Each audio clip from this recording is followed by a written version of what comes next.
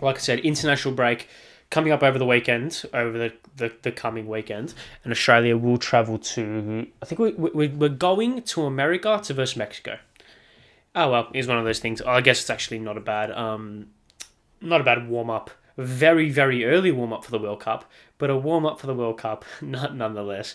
It's 18T Stadium in Dallas, so hopefully there's a big crowd there, get the boys some exposure. But the squad was announced. Obviously, Graham Arnold was picked his 26 man or 23 man. Um, I think it might be 23 man. Yeah, 23 man squad for the singular friendly, which is a bit annoying because if you're traveling all the way to the US, you'd hope it'd be more than one friendly. But Mexico are a good team, or a team that are able to play expensive football, so it's going to be a good test, especially for our kind of to show our ability to not heavily rely on the counter attack. Like if we can turn up against Mexico and start playing football and start like dominating, not dominating, but having the ability to control possession in the middle third and creating chances that aren't on the counter attack, I think that's going to be good for us. But yeah, our next two currently scheduled games against Mexico and England. So obviously that England game will be played in October. So yeah, those two games will be a good litmus test for us, I feel. But let's get into the squad. Going in alphabetical order: Nathaniel Atkinson, Keanu Bacchus, Aziz Beich, Martin Boyle, Cam Burgess, Nick D'Agostino, Milos Deganek, Cam Devlin, Mitch Duke, Dennis Genro, Tom Glover, Jackson Irvine, Matt Leckie, Ashley Maynard Brewer? Yeah, Brewer. I think that's how you pronounce that. Making his debut in the squad. Well, he hasn't had a cap, so I'm pretty sure this is his debut in the squad as well. Riley McGree, Connor Metcalf, Aidan O'Neill, Kai Rouse, Matt Ryan, Sammy Silvera. Very interested to see how he goes because he's been playing well for Middlesbrough, I'm pretty sure. Harry Suter, Ryan Strain. Harry Suter's an interesting one. Because he's been dropped completely. Like he was dropped completely from the squad against Leicester, or for Leicester, I should say, in their game on the weekend. So that's disappointing. That's very that like for a player who's had such high hopes, especially from a lot of Australians, it's very disappointing. I think we obviously all know how well he played in the World Cup, and when he got signed to Leicester, there was a lot of high hopes, like building that kind of centre, like the potential for him to build that centre back partnership with Rouse, with Sakati, but with various different players who could break through and become very good centre halves for Australia. He was like the centre point of that kind of our future. Like he was going to be the captain. He was going to be the focal point, especially in that back 4 or 5 or whatever. But yeah, disappointing that he got dropped from Leicester's squad on the weekend. Hopefully he can find some form and really become a good player for the national team because I think he's good.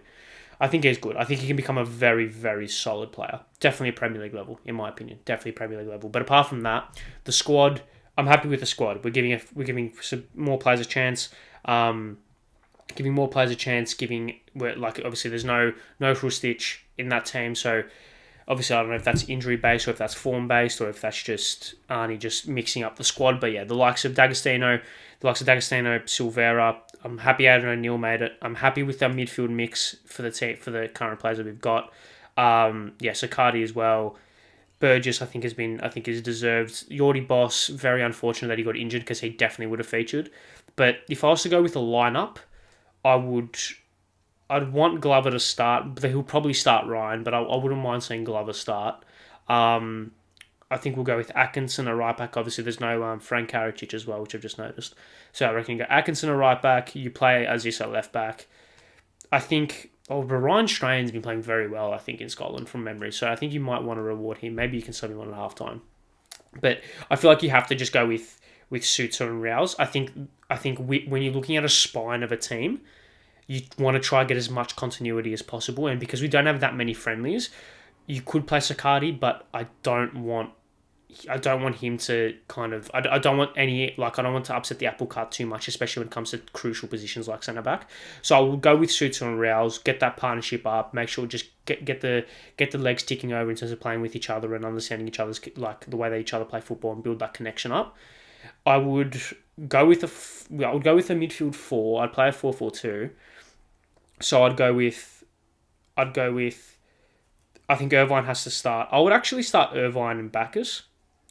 I'd start Irvine and Bacchus. I'd start Irvine and Bacchus. I would play Riley McGree on the left. Yeah, Irvine and Bacchus in the middle. McGree off the left. he can also like come in and play as that like inverted winger in a sense. On the right, I'd play Lecky, and then up front, actually, I wouldn't play Boyle actually. Yeah, I play Lecky on the right. I wouldn't mind seeing Daggers and Silvera as that kind of striker false nine would be good. I feel like he will start Duke. And if he starts Duke, I wouldn't mind seeing Sammy Silvera start as that kind of second striker. Um, is it his natural position? Maybe, maybe not, depending on who you ask. But I feel like he could thrive in that role. Probably. I think he's been playing out wide for Middlesbrough more often than not, if I recall correctly. Silvera. Just want to double check that. So yeah, it's going to be interesting to see. It's going to be interesting to see what Arnie does. Yeah, in his last game that he played off the left, off the right. Sorry.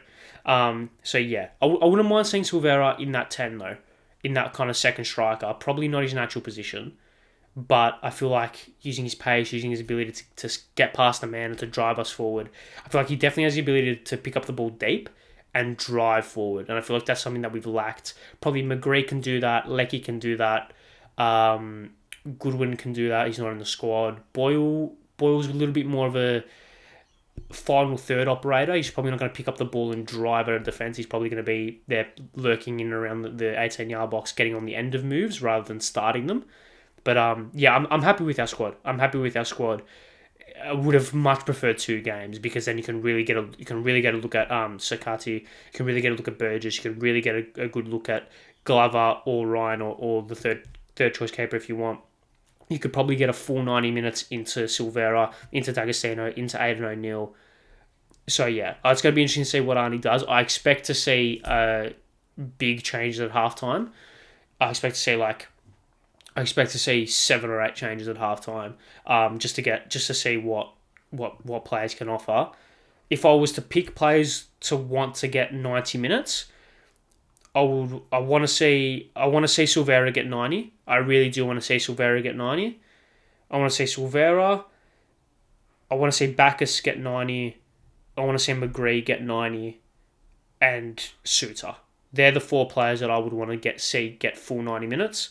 Then you can like fully refresh the squad. You probably obviously you maybe do give 90 to Aziz, I don't know. But yeah, they're the 4 players I would really want to see 90 minutes on. Daggers as well. I don't know if I mentioned Daggers, I don't think I did. But yeah, I'd love to see Daggers get some solid minutes as well because he's been playing well for Viking. In hindsight, it would have been very valuable in the World Cup squad because we lacked that kind of true dynamic forward because we went with the Duke and then we subbed McLaren on. Taggart didn't really get a look in. That dynamism from D'Agostino would have been handy in Qatar, but I feel like if he can carry on his form that he's showing in Norway, if he can make an appearance and score in this friendly, if he can make an appearance and score or perform well against England in October, I feel like that will really set him well for the Asian Cup, and that Asian Cup starts in January, doesn't it? Is it January or late Feb? Late January, early Feb. It starts 13th of Jan. Lovely. Yeah, 13th of Jan. And then obviously India, Syria, and Uzbekistan in our group, which is pretty tough, but doable. And I'm sure I'll cover that in more detail when it comes to it. We've got time. We've got a couple of months. So yeah, I'm happy with our squad. Obviously the glaring omissions are the likes of, not glaring, but like whether it's injury based or just giving players a taste of football. So obviously no Hrustic and the like, but happy with the squad. Definitely happy with what Graham Arnold has done with it.